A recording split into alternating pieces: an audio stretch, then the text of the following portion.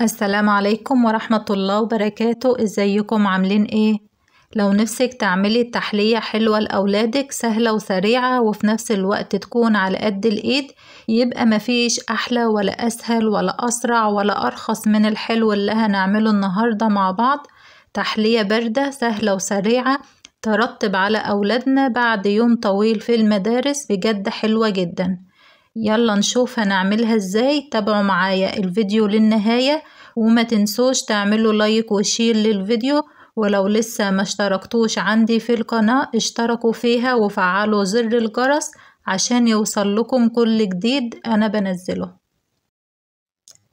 معايا حلة على النار حطيت فيها معلقتين كبار من الزيت ونزلت عليهم بمعلقتين من السمنة، ولو حابة تبدلي السمنة بالزبدة مفيش أي مشكلة. كمان هحط عليهم كوبايتين من الشعرية وهحمرهم في السمنة والزيت اللي حطناهم دول، ولو حابة تحمريها بزيت بس من غير لا سمنة ولا زبدة مفيش أي مشكلة خالص، حاجة ترجعلك. هنحمر الشعرية لحد ما توصل للون ده. هنزل عليها ب4 معالق كبار من السكر. السكر حسب الرغبة، عاوزة تقللي براحتك وكمان عاوزة تزودي براحتك. السكر هنا حسب التحلية اللي انت تحبيها. هقلب السكر مع الشعرية على النار. انا حابة السكر ياخد كرملة بسيطة مع الشعرية، واول ما احس ان السكر داب معايا خالص هنزل عليها بالمية السخنة، والمية هنا ملهاش معيار، اهم حاجة انها تغطي الشعرية بتاعتك. اغطيها بقى لحد ما الشعرية تتشرب المية واسيبها على نار هادية لحد ما تستوي. لو حسيتي ان هي محتاجة مية ممكن تزوديها شوية مية سخنة. هي مش هتاخد معاكي وقت، مش هتاخد اكتر من 10 دقايق وتكون شربت ميتها تماما وكمان استوت.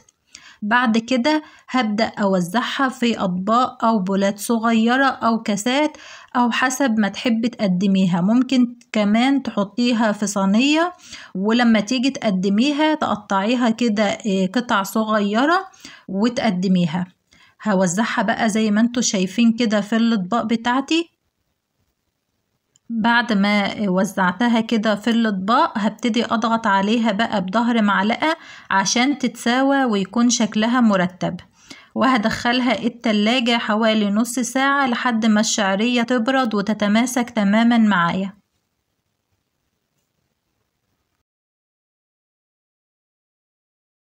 هبتدي بقى أحضر الطبقة التانية. جبت حلة حطيت فيها لتر لبن، هحط عليه 4 معالق كبار من السكر، وزي ما قلت لكم التحلية حسب الرغبة.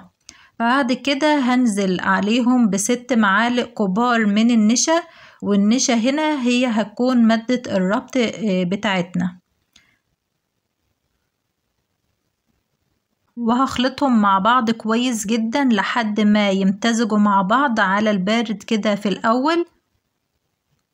وبعد كده هرفعها على النار واقلب فيها. اهم حاجة اني ما اسيبش التقليب خالص من ايدي، هفضل اقلب فيها لحد ما المهلبية دي تتقل معايا وتاخد القوام الكريمي زي ما انتوا شايفين كده. خدت قوامها الكريمي وكمان تقلت معايا.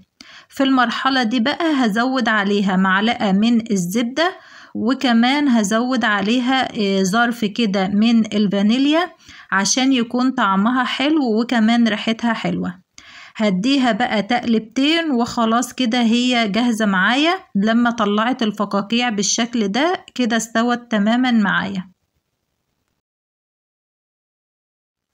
بعد كده هبتدي أصب الكريمة دي في الأطباق على الشعرية. طبعا الشعرية كانت بردت وتماسكت معايا تماما. هوزع الكريمة في كل الأطباق بالشكل ده. عاوزة أقول لكم ما شاء الله تبارك الله إن الكمية طلعت معايا كبيرة، عملت حوالي 9 أطباق زي ما انتوا شايفين كده. بعد كده هدخل الأطباق دي تاني التلاجة لحد ما طبقة الكريمة أو المهلبية دي تبرد معايا تماما وتتماسك بالشكل ده. ولما جيت أقدمها زينتها كده بشوية زبيب على وش الطبق، وكمان حطيت كده للأولاد شوية من بشر الشوكولاتة أو الشوكليت شيبس على الأطباق بتاعتهم. وانتم كمان تقدروا تزينوها بأي حاجة موجودة عندكم في البيت، ممكن شوية فول سوداني على الوش برضو هتكون لذيذة جدا. زي ما انتم شايفين التحلية قد ايه سهلة وبسيطة، ما خدتش وقت ولا مجهود، وكمان مقاديرها بسيطة موجودة في البيت. ان شاء الله تكون موجودة عندكم وتعملوها لأولادكم. شايفين بقى جمالها الشعرية قد ايه متماسكة، طعمها حلو جدا. أتمنى الفيديو يكون عجبكم. دمتم بخير.